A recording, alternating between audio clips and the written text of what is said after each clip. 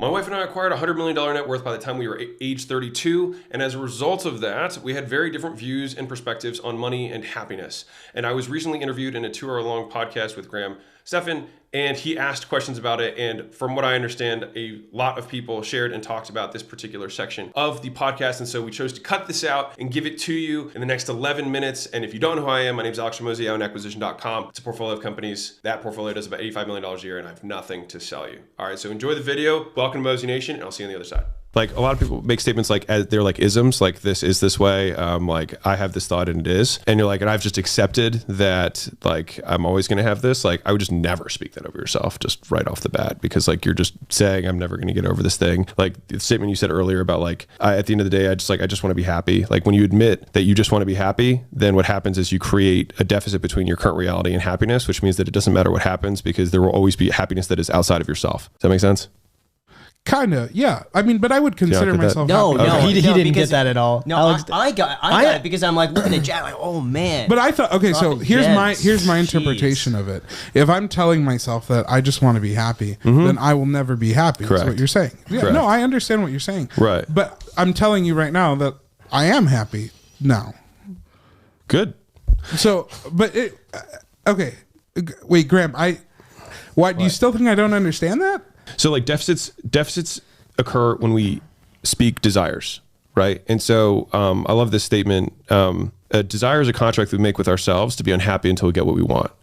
And so whenever we state a desire, like I want this amount of money, I want whatever, you literally sign a contract that says like, I won't be unhappy until that happens, right? And so like I had this thing earlier on where I was like, I want to have meaning. I want to have great meaning in my life. And I was talking to a guy who made a lot more money than me because I asked him, I said, how do you create and destroy meaning in your work? That was the question I asked him on a podcast. And he was like, why do you think life needs to be meaningful? And it was the same exact thing as the happiness versus like the meaning thing, where it's like, I say life has to be meaningful and therefore everything that I'm doing, like I create this expectation of life. Whereas if life just is, it just is. And it's the only way that you can actually be there. It's just pure acceptance, right? Which is why like the whole like shoulds of like, we should work, we should have balance, we should X. It's like, I believe marriage is a compromise. Like these are just statements of belief that are casting expectations out in the world that are just bound to be untrue at some point and then create dissonance.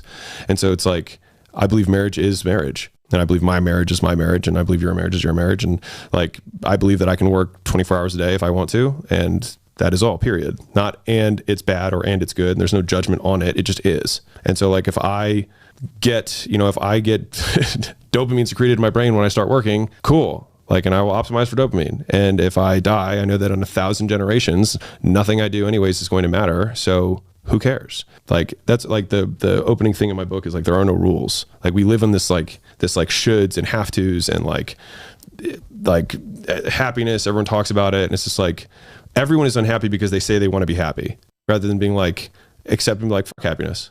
Like I just am. Period. And then like, I don't need to judge the am, it just is. What do you say to that? I don't know.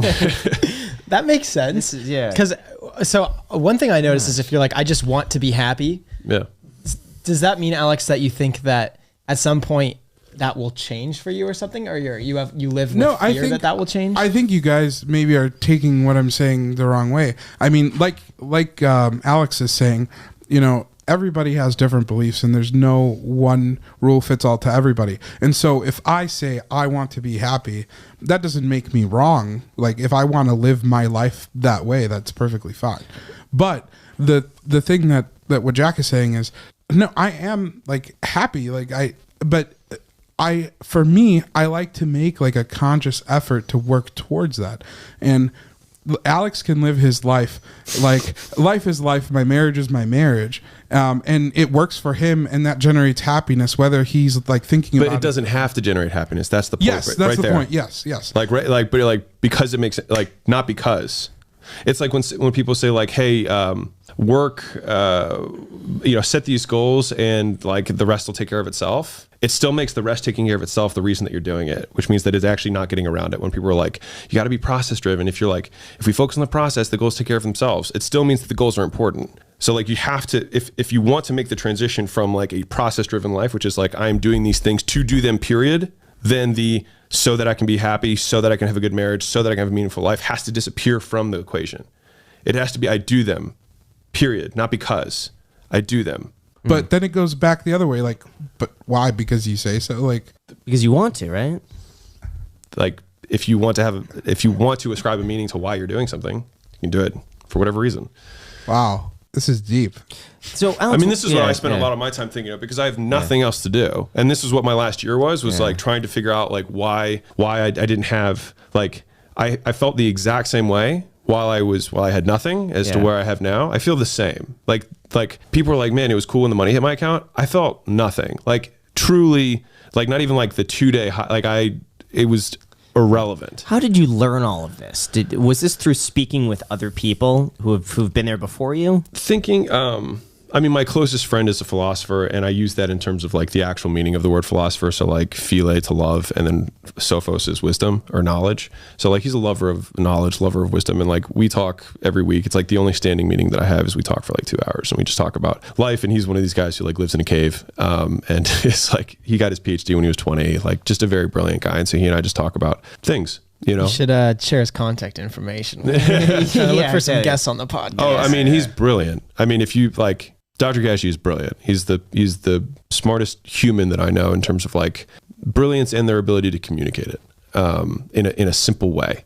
And so he helped me get over a lot of the things that I used to struggle with, and a lot of it was just like the language that we use matters a lot, because like how we say things is how we think things. And so like what I was saying earlier, Alex, and this is not like a slight. I'm just saying like when I hear anyone talk, like on my team or customers or whatever, it's like people talk so many things over themselves, and they're like, I don't know why I'm not successful. And it's like, well, define success, and why are you not? And then what are the, you know what I mean? Like, I just want to do this to be, like, there's so many chains that they put on themselves that it becomes very difficult to live. And so like, I spent a long time trying to not do that. And it was just because like I was unhappy and I didn't like being unhappy. And then I stopped judging myself for being unhappy. And then I stopped thinking about it altogether. And so I think that, like, I'll give you a really real example for this. So one of the things that I'm vehemently opposed, and I'm like, no one give Graham flack, you can give it to me.